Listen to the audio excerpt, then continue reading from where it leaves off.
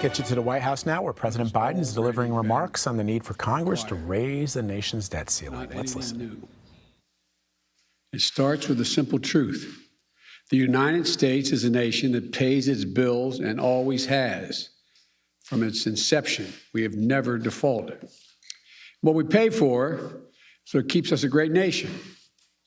Social Security benefits for seniors, salaries for brave service members, and benefits for veterans, and other financial obligations for our people and for our nation. We're able to meet these obligations based on the revenue we receive from taxes and based on our ability to borrow when needed. And in that case, we're able to borrow because we always pay our debt. We always paid what we owe. We've never failed. That's America. That's who we are. That's what's called for. It's called full faith and credit of the United States. It's rock solid. It's the best in the world. But here's the deal. There's a cap on what we can borrow called the debt limit. And only Congress can raise or lower that debt limit. So let me be really clear. This is really important to know. Raising the debt limit is about paying off our old debts. It has nothing to do with any new spending being considered. It has nothing to do with my plan for infrastructure or building back better. Zero. Both of which, I might add, are paid for.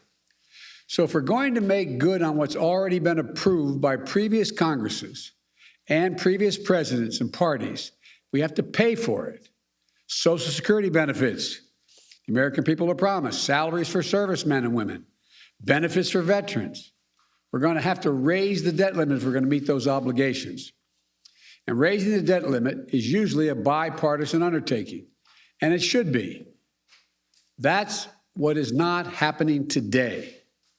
The reason we have to raise the debt limit is in part because of the reckless tax and spending policies under the previous Trump administration. In 4 years, they incurred nearly $8 trillion.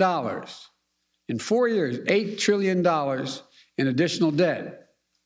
In bills we have to now pay off. That's more than a quarter of the entire debt incurred now outstanding after more than 200 years.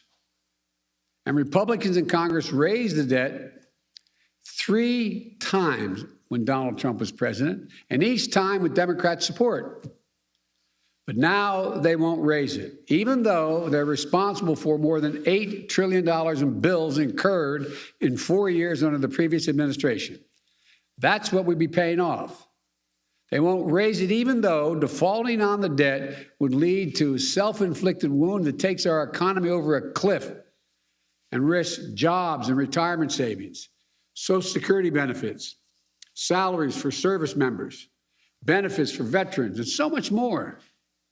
A failure to raise the debt limit will call into question Congress's willingness to meet our obligations that we've already incurred. Not new ones, we've already incurred. This is going to undermine the safety of U.S. Treasury securities, and it will threaten the reserve status of the dollar as the world's currency that the world relies on. American credit rating will be downgraded. Interest rates will rise for mortgages, auto loans, credit cards, borrowing. Folks watching at home, you should know this is the Republican position. Here's it is. They won't vote to raise the debt limit to cover their own spending. Democrats voted with them to cover that spending the previous 4 years. They say Democrats should do it alone. But then they're threatening to use a procedural power called the filibuster, meaning that we'd have to get 60 votes, not 50 votes, to increase the debt limit. This would block the Democrats from meeting our obligations and responsibilities to prevent Congress from raising the debt limit. So let's be clear. Not only are Republicans refusing to do their job, they're threatening to use their power, to prevent us from doing our job, saving the economy from a catastrophic event. I think, quite frankly, it's hypocritical, dangerous, and disgraceful. Their obstruction and irresponsibility knows absolutely no bounds, especially as we're clawing our way out of this pandemic. Democrats will meet our responsibility and obligation to this country.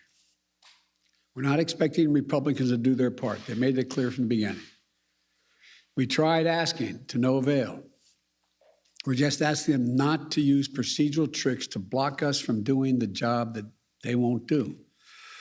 Meteor is headed to crash into our economy.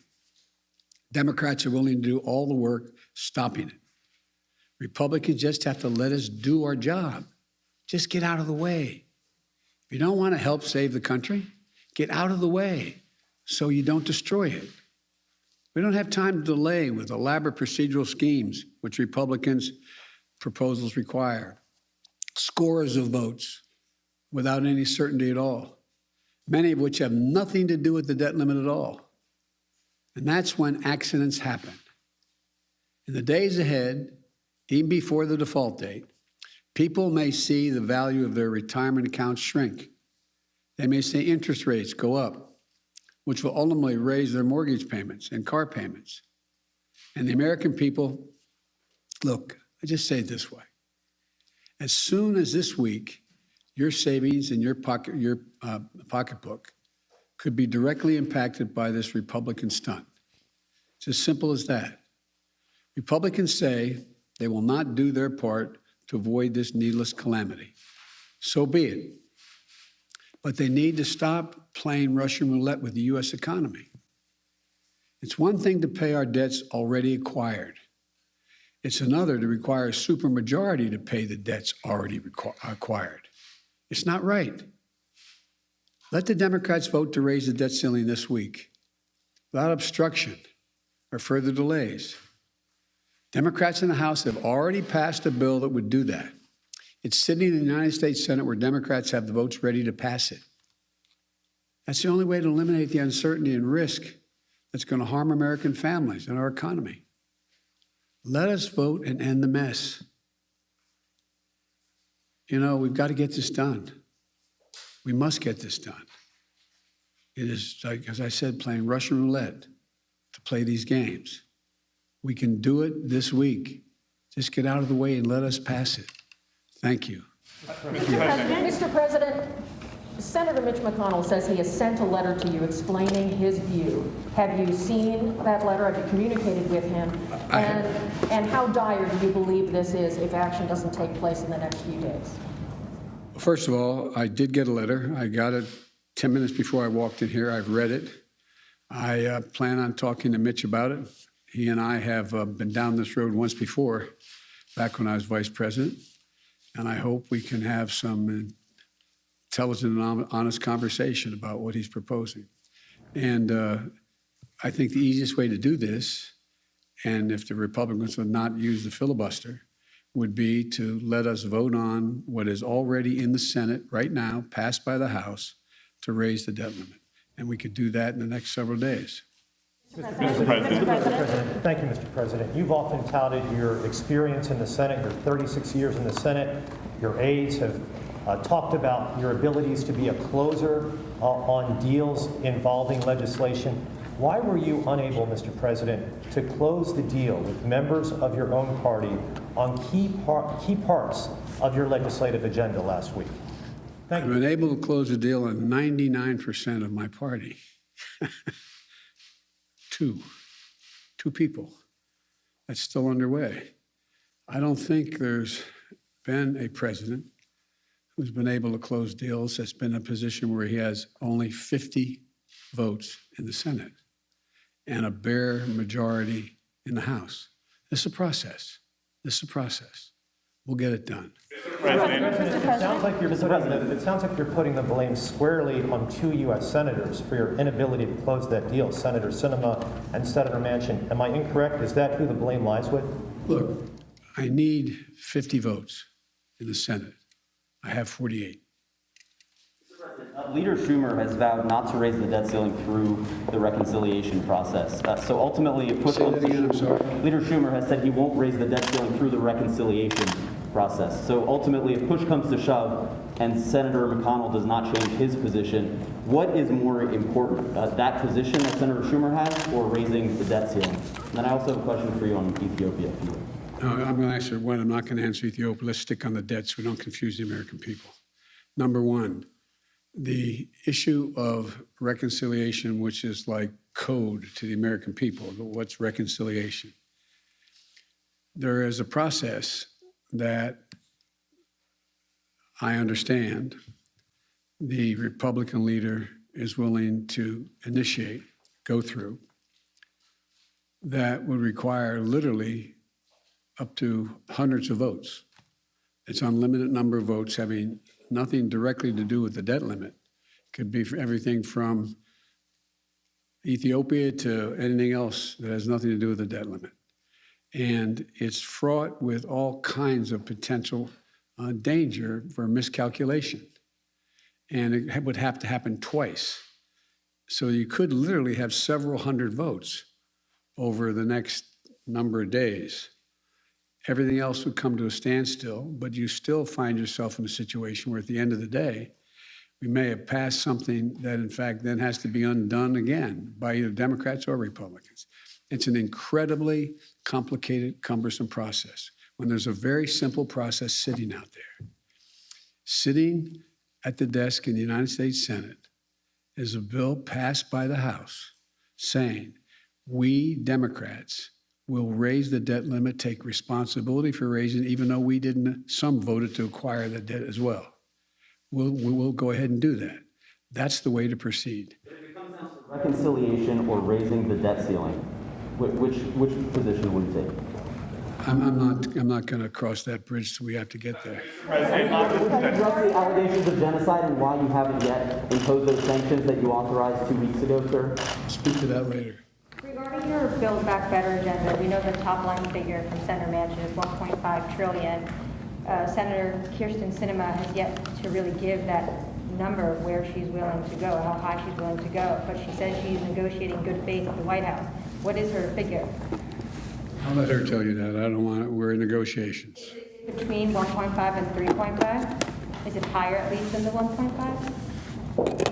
I'm not going to negotiate in public.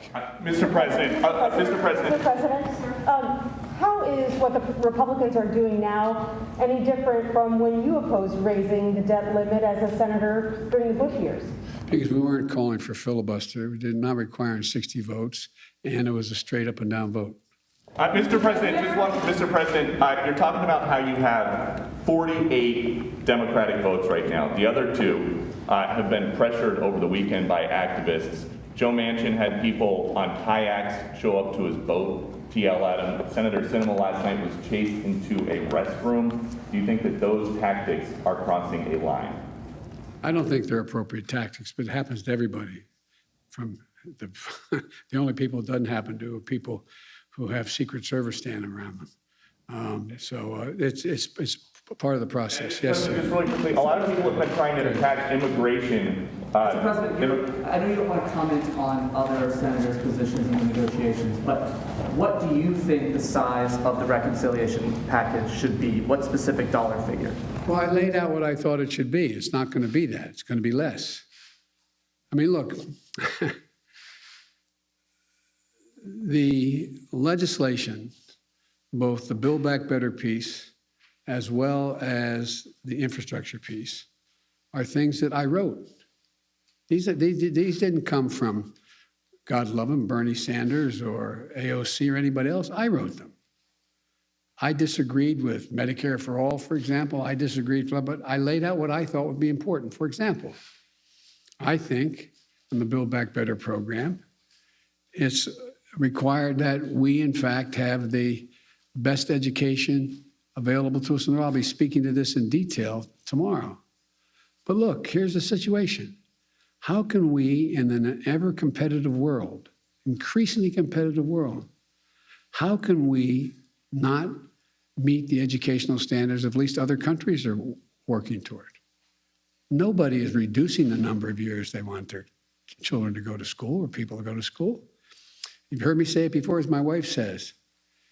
If any country out-educates us, they're going to outcompete us. Look what China's doing. Look what the rest of the world is doing. They're investing. They're also investing in things that relate to ability for people to go to work and stay at work. We have several million women who can't go back to work because they don't have any way to take care of their children. So to give a tax cut to a working mom to be able to afford daycare, is that bad? Is that a bad idea? I think it's a darn good idea. We'll get people back to work. So there's a lot of things in the legislation I'm going to be talking about across the country that I think the American people overwhelmingly support. But the idea that somehow this is somebody else's legislation, this is what I wrote. Would you accept a $2 trillion, say a $2 trillion reconciliation bill? Would that be acceptable to you? Again, as you know, it's not a smart thing to negotiate with yourself in public. Let's see, we're in the process of continuing to talk to all the parties and see what we can get done. Sir, thank you so much, Mr. President. Two questions. First, you said there was progress in the negotiation, but today you said you only have 48 votes. So what is this progress? And another question on the foreign, an international news that was big yesterday about the Pandora Papers. Do you have any reaction? You put fight against corruption as the core I'm sorry, I didn't get the last Pandora Papers? The Pandora Papers?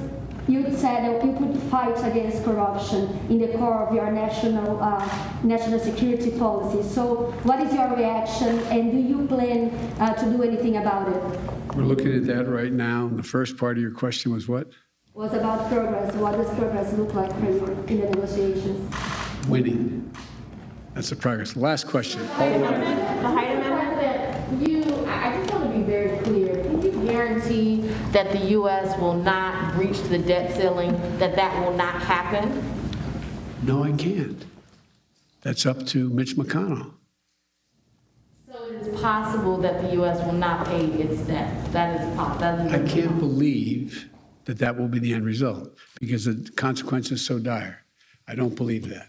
But can I guarantee it? If I could, I would, but I can't. Thank you all very much. Appreciate it.